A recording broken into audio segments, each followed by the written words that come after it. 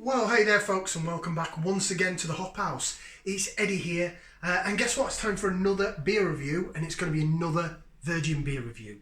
What does that mean for the newcomers? That means that I've never had this beer before. This particular beer, the brewery, I've heard of before. I've not actually heard of this beer before, so I've never tasted it before, I've never tried it. So we're going to try it together for the first time, me and you.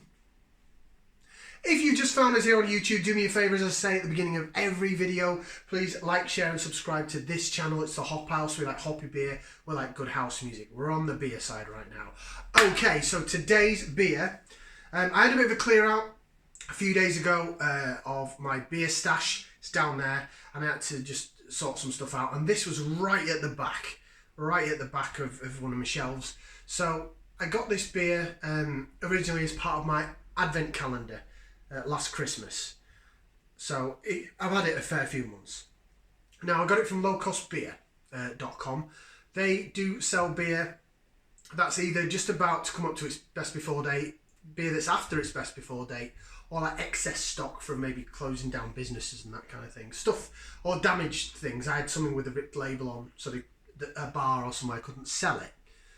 So it's sold at reduced prices, and you can get some fantastic beers and great breweries and stuff you've never heard of from there. So go check out lowcostbeer.com.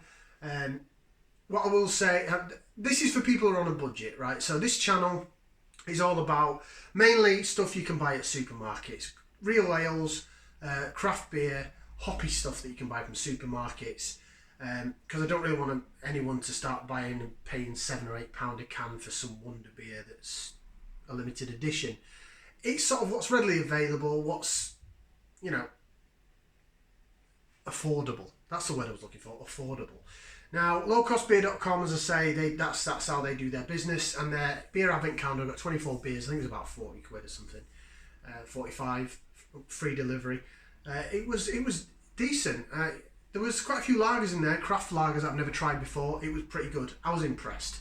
For the purists out there, you're probably going to say, well, the beer's not going to be at its best, and you may well be right, but I tell you what, I think there was only one beer I had there that tasted a bit, and the rest, out of those 24 bottles, well, 23, because there's this one here, they were good. They were really good.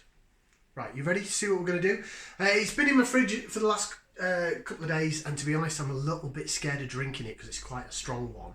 So I thought, let's get it up on the channel, let's virgin beer review it, let's just do it. Get it out of the way. So this is what we're reviewing today, people. It is Castaway from Fourpure Brewing Company. It's their Mai Tai DIPA. That's a double IPA. Aldi. 8% ABV. Aldi, take note. Proper strength double IPA. 440ml can. It's got some guy. It's beer fishing by the looks of it. So it's a Mai Tai double IPA. Now I've heard of Fourpure. I've heard of them. I've had a few of their beers. Their session IPA is nice. Their citrus IPA is really nice. So this, I've got good things for. I'm really looking forward to it. I'm not going to read the back of the can. Do you know what? I've had this since December. I've not even read the back of the can of it because it's been down there right at the back of my shelf. It's nice and cold anyway. So we'll get it out into the glass and see what it looks like. Double IPA. So I've just rinsed that glass out after the last one. Double IPA, what do I think it'll look like? I'm guessing maybe hazy. It doesn't say it's a hazy pale ale or a hazy double IPA. It doesn't really say that. It just says double IPA. Mai Tai double IPA. So is it going to be, Mai Tai is going to be a bit fruity. Oh, it's certainly a bit lively when I open the can up. Let's see, shall we? Let's see. Right, out into the glass. Yeah, it's definitely hazy. It's very New England IPA, very hazy. Hazy fruit bomb appearance. I'll get it all out in case there's any goodness in the can. Any sediment or anything like that. Right, so I'll just turn the glass around so you can see more of the liquid. There you go. It looks kind of like a lot of the other New England style hazy beers that I've had. A little white head that's sort of disappearing a bit now. That might be because I've just rinsed out the glass. So that might be down to me, not the quality of the beer. Trying to see if I can actually see any sediment. I can't see through it at all. That is full on haze bomb. It looks like a fruit juice, like I say, like a lot of the New England IPAs, When you go on holiday to an all-inclusive hotel in Spain or somewhere and they have the fruit juice that you help yourself to at breakfast, the tropical one, the one in the middle. That's what this looks like. Right, we'll get it on the old nose. So it is time to give it a whiff. See what we can sniff. That's fruity. It's fruity, sweet. It does smell like a Mai Tai. Have you ever had a Mai Tai cocktail? So it's a bit orangey, maybe peachy, and sweet. I think it's got like sweet liqueur in it. Oh, it really does smell. I can smell the strength on it. It's got some really strong. It does smell like liqueurish. It does smell alcoholic, like a liqueur, like a cocktail liqueur. So probably for the smell, Mai Tai is also a bit coconutty, maybe. Like coconut rum. I'm not getting that in the smell. I'm getting some sort of liquor in the smell, but maybe a bit coconutty. It's that sweet pineapple-y, pineapple-y, mango-y. It's very sweet smelling, but then it does smell like a liqueur at the same time. So I think this 8% ABV is really going to show. Wish me luck. So it smells like it's going to kick my ass, if I'm honest. Looking forward to it. Bottoms up and down the old hatch.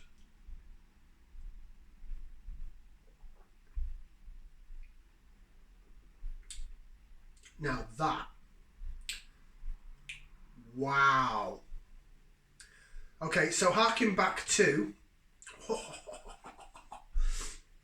oh, you what?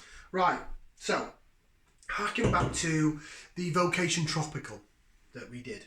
It's available at Tesco. Go get some. At the minute, you get a 4-pack that's normally £8 for 440ml cans for £6 with a club card. That is sensational. Go get some. Seriously, £1.50 a can. Go. Anyway, coming back to this, the reason that I mentioned the tropical is that when I drank it, I said, oh, it reminds me of being on a beach in the Caribbean. It's got the tropical fruit thing and then like a banana plantain aftertaste. I can see me still on that beach, sunbed, the waves crashing in the distance, Pamela Anderson in all her glory running past in a Baywatch swimsuit. Maybe not the Pamela Anderson bit. But I'm still there on that beach in the Caribbean, and I've enjoyed maybe a tropical or two, and then he's like, you know, the barman comes up and he's like, hey man, do you want to try the next thing? Do you want to up it a notch? I was like, yeah, go on then. And he brings me this.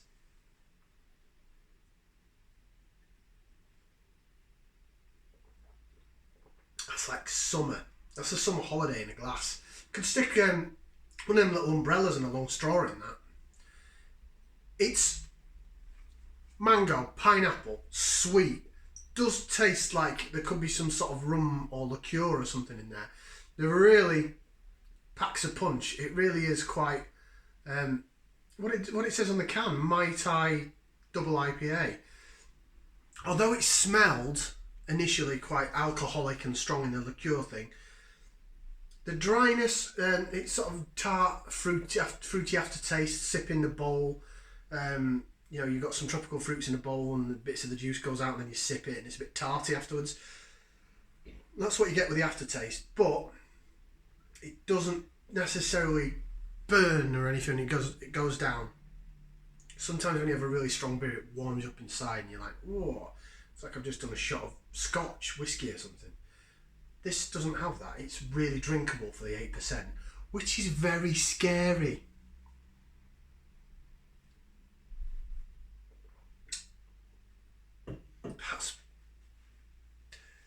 I don't want to use too many explicatives on the channel, but that is effing brilliant. That is sensational. Now, what I will say, bearing in mind I had this as part of my advent calendar, its best before was the 1st of December 2020. So in effect, this is about 4 months out of date.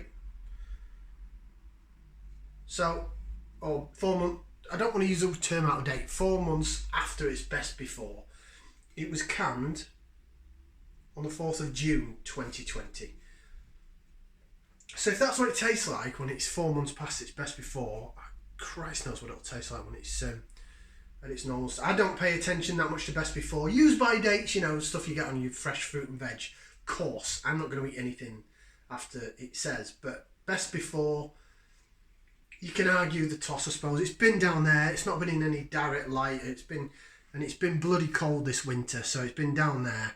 Nowhere near any radiators. The radiators are way over that side of the household, so I don't think it's been affected.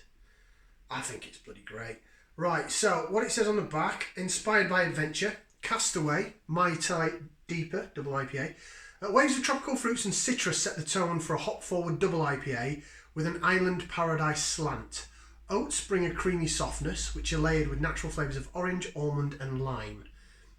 And just a little brown sugar to truly reflect the tiki bar classic, the Mai Tai. Pace yourself and savour, you're on island time now. I said I've had this can for 4 or so months and I've never read the bloody back of it. And I said, this is like being on a beach in the Caribbean. After the tropical, the barman's come over and he's given me this. I said it tastes like some sort of liqueur. I said it was quite sweet. I said it was tropical fruits. Maybe the sweetness that I was picking up when I said rum was probably almonds then. Good job my other half don't have this. She's allergic to nuts and almonds. She don't drink beer anyway. She's a fruit cider girl or a fruit flavoured gin. Actually, she might like this. It's quite sweet. It is sweet in the taste, but it's sweet. I'm not even going to say it's bittersweet because it's not. There is bitterness there from the hops. It comes through. It goes down the side of the tongue, as we always say. Sweetness is in the middle. But with this one, they sort of join together. Usually, it's quite simple. There's like a line, like the bitterness goes down the side, sweet down the front. This is just an all-over mouthfeel. They join together. And whether that's because it's brewed with oats, whether that's because it is 8% in the ABV. Now I've got it swirling around in the glass. Look at that. Look at it. For those that love the lacing, look at that. That is absolutely sensational. And this is a beer that's apparently 4 months past its best. Have a word. Best before dates, come on. I don't mind drinking stuff past its best before. I think, in fact, when I was clearing out my thing, down there we've got, and I'm half thinking of putting these up on the channel as well. We've got a can of Budweiser and a can of that cheap lager that they sell in Aldi, Galahad. I think ended up buying 4 packs of each just for the other half, because sometimes when they've probably been down there forever, but when it's sunny and stuff, she likes to have a shandy, so I just get a just bog standard lager. So I think I got the Budweiser and the Galahad in a 4-pack when they were on offer or something from somewhere. Well, Galahad's obviously from Aldi, but the Budweiser, I can't remember where that's from. So shall I go? So they're probably past their best before. Now, mass-produced stuff like that, past its best before, maybe that is going to taste very tinny and very meh. I might review it on the channel in the future, just for a bit of a laugh.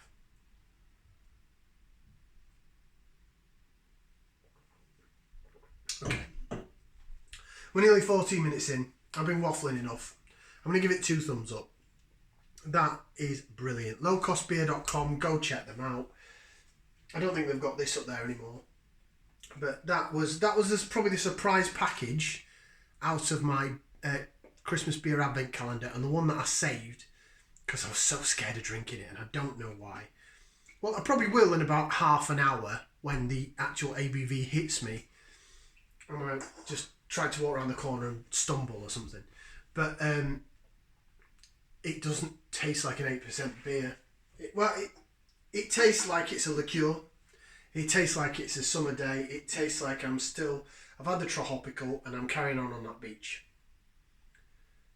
Mai Tai double IPA. Do you know what? That's the 3rd beer I've actually had from Fourpure Brewing Company, and I have to say I've enjoyed every one of them.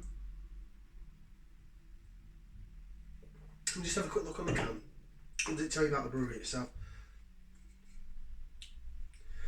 8% India Pale Ale. Ingredients: water, barley, oats, hops, brown sugar. I don't think it tells you anywhere about the hops. Does it tell you Fourpure Brewing Company? No passport required. I've only just realised that on the corner. That's quite a cute little logo-y thing. Just fourpure.com is their website. Doesn't even say where they're based. But yeah, I've enjoyed everything I've had so far from Fourpure. They're okay. They're a regular, I think in Tesco's, their 330ml can range. And I've got another one down there I got from Asda, which was a £3 440ml can. I think that's about 6% or something. That's an IPA of some sort. That's decent. Right, I've taken up enough of your time now because I've realised we're like nearly 16 minutes in. So please like, share, subscribe. Thank you for watching, and we'll see you again on another beer review in the future. Ciao for now, people.